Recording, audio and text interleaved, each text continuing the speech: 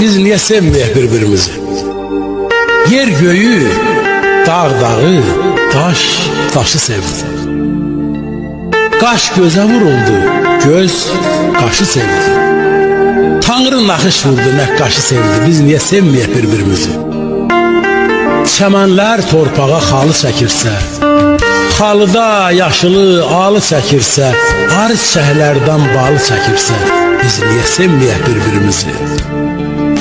Ulduzlar sayrışıb göz vurur aya, çeşmələr çağlayıb tökülür çaya. Sevənlər gəlirsə hər gün dünyaya, biz niye sevmeyek birbirimizi?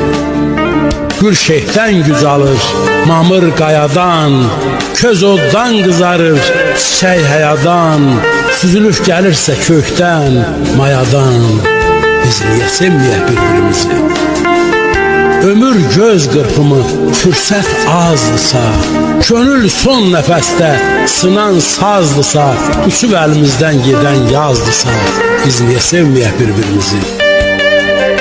Ömrün həm sevinci həm ahı varsa, pərvanə yanğısı şam ahı varsa, Adəmin cənnətdə tamahı varsa, biz niyə sevməyək birbirimizi? Yağış gözəllərin öpür üzünü, damla pıçıltıyla deyir sözünü, şəlalə qayadan atır özünü, tufan dağı sevir, dalğa dənizi.